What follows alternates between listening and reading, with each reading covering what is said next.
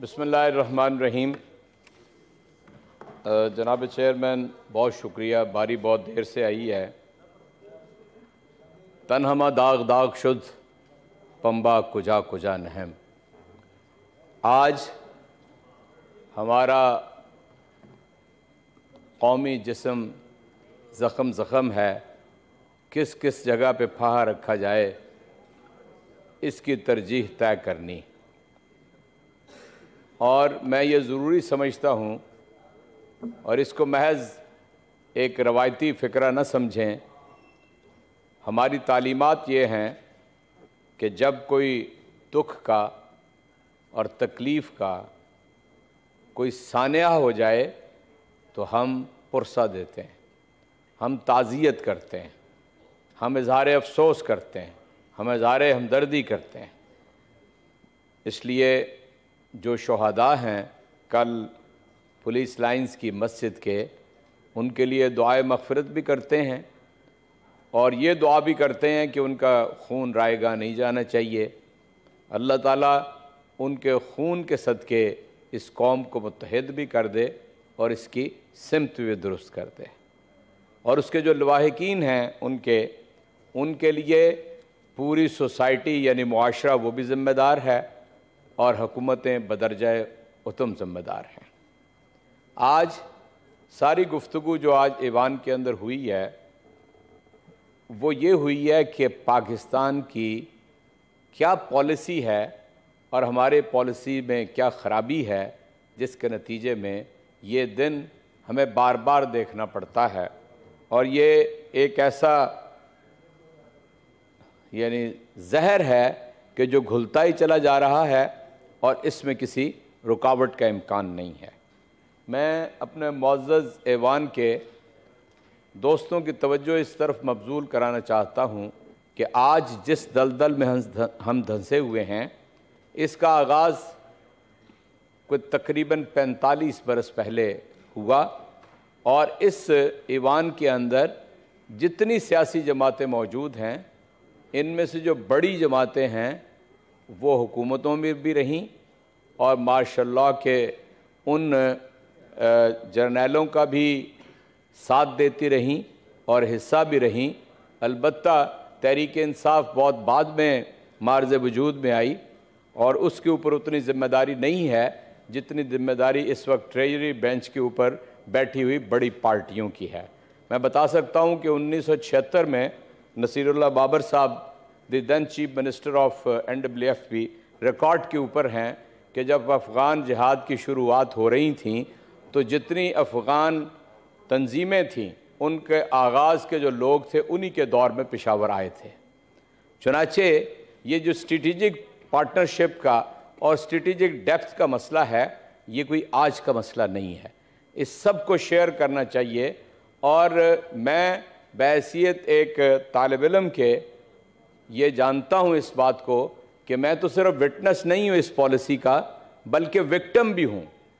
इस पूरी नस्ल के जो हमारी नस्ल है और हमारे बाद आने वाली नस्लें हैं, उनकी सारी ज़िंदगी इसके अंदर बर्बाद हो गई कि हम ये कहा करते थे पाकिस्तान के अंदर कि जनाब रूस जहाँ गया है कभी वापस नहीं आया है। रूस गर्म पानियों तक जाना चाहता है, रूस तौसी पसंदाना अज़ाइम रखता है। और अमेरिका हमें ये कहता था कि रूस को रोक के रखना अफ़गानिस्तान के अंदर और अफ़गानिस्तान से बेदखल करना ये जिहाद है। ये हमने सीखा, हमने पढ़ा, इसके ऊपर अमल भी किया जितनी कोशिश थी हमारी उस वक्त की ज़िंदगी के अंदर। लेकिन हालात ने इस बात को साबित किया कि ये जो हम अमरीकी जंग के अंदर शामिल हुए, इस जंग के अंदर हमें कौन लेकर जाता है। हमारी इस्टेब्लिशमेंट के अलावा क्या ये इन सियासतदानों के अंदर क़ुव्वत है कि ये कोई पॉलिसी साजी कर सकें। ये यहाँ पर बैठकर एक दूसरे के ऊपर इल्ज़ाम तराशी कर सकते हैं, गद्दारी का इल्ज़ाम लगा सकते हैं, झूठे पर्चे दर्ज कर सकते हैं, लेकिन इस्टेब्लिशमेंट की आंखों में आंखें डाल के बात करने की सलाहियत इनमें से किसी की भी नहीं है। चुनाचे हम बर्बाद हो गए इस बात के ऊपर कि अमेरिका बहादुर का डॉलर आता था और यहाँ डॉलरों की रेल पर मार्शल्ला दौरों में हुई है। भूखों मरे हैं जब सियासतदान यहाँ पे हुक्मरान थे। और उस रेल पेल के नतीजे में यानी हमने अपना पूरा मुल्क बर्बाद करा लिया। एक तखमीने के मुताबिक सरकारी 125 बिलियन डॉलर का पाकिस्तान का नुकसान हुआ।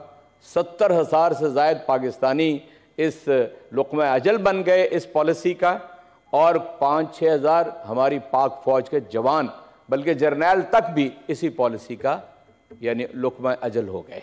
ये इस पॉलिसी का नतीजा है कि जैसे हम अफ़गान जिहाद कहा करते थे। और ये बात यहाँ पर ही बस नहीं होती, बल्कि हमने सुना हिलरी क्लिंटन को लाहौर के गवर्नमेंट कॉलेज के अंदर स्टूडेंट से तकरीर करते हुए कि हम यहाँ पर डॉलर्स दे रहे थे, हम इन्वेस्टमेंट करते थे यहाँ पर इस जंग को करने की। लेकिन इसका एक पहलू तो ये है कि कम्युनिस्ट रूस को रोकना तो जिहाद था और हमने नुकसानात उठा के किया, और उसके बाद हमने एक दूसरा उसकी इंतहा देखी, और उसकी दूसरी इंतहा ये थी कि चाइना को हमने खुद दावत दी। रूस तो शायद अपना खर्चा करके सड़क बना के गवादर पोर्ट तक जाना चाहता था, लेकिन हमने चाइना से जितने मुआहदे किए, मेरी नाकिस फहम और अकल के मुताबिक कोई 62 बिलियन डॉलर की ये कौम और हमारी आइंदा आने वाली नस्लें मकरूज़ हैं, और हम उसको समझते हैं कि हम तरक्की के रास्ते के ऊपर गामजन हैं। बस इस पॉलिसी पे तो इतनी ही बात मुझे करना है कि कोई जुर्रत करेगा इस्टेब्लिशमेंट को ये कहने की कि वो अमेरिका को ना कर दे और हमें अपने पाँव पे खड़ा होने दे, और इमरान खान की जो हकीकी आज़ादी की पॉलिसी है अपने पाँव पे खड़ा होने के लिए, उसके लिए ये कौम उसका साथ दे।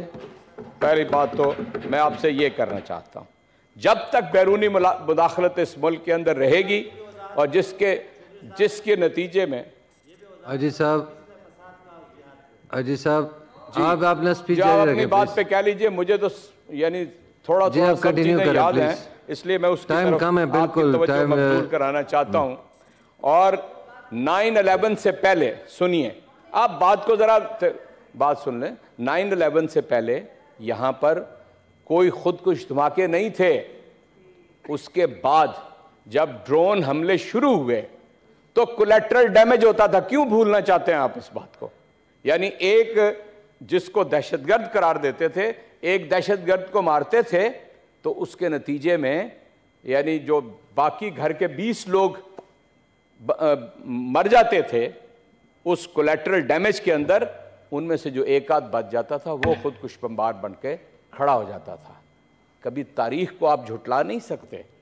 और ये भी आप अपने ज़हन में रखिए, सिर्फ यही नहीं हुआ है, फिर इसके बाद यानी जदीद साइंस और वो ज़राए इख्तियार किए गए कि ताकि खुदकुश बमबार जो हैं वो अज़ खुद तैयार होके हमारे साथ पाकिस्तान के तूल अर्ज़ के अंदर फिर कोई एक नहीं बचा। हम APS के बच्चों का तो जिक्र करते हैं, लेकिन डम्मा डोला के उस मदरसे का जिक्र नहीं करते जिसके अंदर 84 बच्चे एक ड्रोन अटैक के नतीजे में बच्चे उसके अंदर शहीद हुए थे। वो याद रखना चाहिए इस बात को भी। चुनाचे हम अपनी पॉलिसी जब तक ठीक नहीं करेंगे, और ठीक पॉलिसी ये थी कि जिसको इमरान खान ने जब वो पार्लियामेंट में आए तो ये कहा कि हमने अमेरिका की जंग नहीं लड़नी। जिस दिन आप इस मकाम पे पहुंच गए कि आपने एब्सोल्युटली नॉट कह दिया और अमेरिका को इससे खारिज कर दिया, तो ये जो दहशतगर्दी थी ये बंद हो गई थी। उसके बाद क्या हुआ, जब वो सारी कुव्वतें रजीम चेंज की शुरू हुई और रजीम चेंज की कुव्वतों ने हमें हमारी एक मजबूत हुकूमत को गिराने की कोशिश की, तो ये सारा अमल दोबारा शुरू हो गया। ये बात हकीकत है कि कोई दुनिया की मुझे वो कोई इंसर्जेंसी की इख्तिताम इस बात के ऊपर बता दे। मुझे ज़रा बात आज ज़रूर कर लेने दीजिए, मैं भी बड़ी मुद्दत के बाद बात कर रहा हूँ। इंसर्जेंसी उसके साथ अगर मुज़ाकरात नहीं जुड़े हुए तो मेरे फाजल दोस्त मुझे बता दें कि मुज़ाकरात के अलावा यानी सब कुछ करना चाहिए, उनको तबाह बर्बाद भी करना चाहिए, लेकिन गुफ्तगू का रास्ता भी खोल कर रखना चाहिए। ये इमरान खान की पॉलिसी थी। और ये भूल ना जाएं, खैबर पख्तूनख्वा के अंदर मुराद सईद स्वात के अंदर और इन इलाकों के अंदर के जहां पर इब्तदा हुई, वो खड़ा होकर कहता था, उसने पूरे उस रीजन को इकट्ठा करके अवाम को हजारों लाखों के अंदर खड़ा कर दिया था कि एक मर्तबा फिर बदअमनी आना शुरू हो गई है, इसको किसी तरह रोकना है। उस वक्त रिजीम चेंज का काम शुरू हो चुका था। मैं बात को आगे बढ़ाता हूँ। यहाँ पर यह कहा गया कि मुज़ाकरात करने चाहिए, और ये भी मैं समझता हूँ कि उस्ताद मुकर्रम ने एक तंज की कि इमरान खान उनकी तरफ से नुमाइंदा थे और फिर रुस्तम शाह मोहम्मद साहब को उसमें, ये तो क्रेडिट दें आप कि कोई इस काबिल था कि लोग उसके ऊपर एतबार करते थे, इसको नेगेट ना करें। और आज भी हम मुज़ाकरात के लिए तैयार हैं, बिल्कुल जिस तरह मुशाहिद सैयद साहब ने फरमाया कि जनाब ये लूली लंगड़ी हुकूमत है, इंतखाबात की तारीख का ऐलान करें। और मैं मुखातब करता हूँ ट्रेजरी बेंचों को, अगर वज़रा तो खाली हो गए लेकिन मेरे दोस्त मेरा पैगाम पहुँचा देंगे कि एजाज चौधरी खड़े होके सेनेट के अंदर ये कह के गया है कि इमरान खान मुज़ाकरात के लिए तैयार है, दहशत गर्दी के तदारुक के लिए भी, और उसे जोड़ दीजिए मुशाहिद हुसैन सैयद की यानी तजवीज़ के साथ कि इस लूली लंगड़ी हुकूमत को न चलाएं। यहाँ पर तो तारीख के ऊपर मुज़ाकरात कर लें कि इलेक्शन की तारीख क्या होगी पाकिस्तान के अंदर, और दहशत गर्दी का खात्मा कैसे करना है। कबूल हो तो मुझे बता दीजिए। ये है, हम भी चाहते हैं मुज़ाकरात हों। और फिर यहाँ पर आप अंदाज़ा फरमाएं कि पाकिस्तान को आइन के मुताबिक चलना है। सूबे की जो 2 असम्बलियाँ तहलील हुई हैं आइन के तहत हुई हैं, और सूबे की 2 असम्बलियों के इंतखाबात आइन के तहत 90 रोज़ के अंदर होने हैं। 74-73 रोज़ आज बाकी रह गए हैं। क्यों ऐलान नहीं किया जा रहा? हमें कहते हैं आप पार्लियामेंट में नहीं आते। जब पार्लियामेंट में जा रहे थे तो रातों रात इस्तीफे किसने मंजूर किए? मुझे गिला है सेनेट से भी। क्यों ये बात यानी मीडिया के ऊपर आई कि शॉर्ट सर्किटिंग तो एक बहाना था, 3 दिन के लिए पार्लियामेंट बंद करनी थी। जनाब स्पीकर कौमी असेंबली ने गायब रहना था यहां से, इसलिए यह काम किया गया। तो आप ही अपनी अदाओं पे जरा गौर करें। हम अगर अर्ज करेंगे तो शिकायत होगी। मैं तो तैयार हूं, आप कीजिए मुज़ाकरात जो भी करना चाहते हैं। कंक्लूड करें प्लीज। पार्लियामेंट और आइन को कोई रास्ता, आप कहते हैं ना इंतखाबात, अभी कल वजीर नज़ीर तारड़ साहब ने फरमाया कि यहाँ माशी भी हालात ख़राब हैं और यहाँ पर दहशत गर्दी भी ऐन मुमकिन है कि इससे लंबा कर दें। पूरी अमेरिका की तारीख के ऊपर नज़र दौड़ा के देख लें, सिविल वार शुरू थी, लाखों लोग उसके अंदर लुकमा अजल बन रहे थे, इंतखाबात हुए।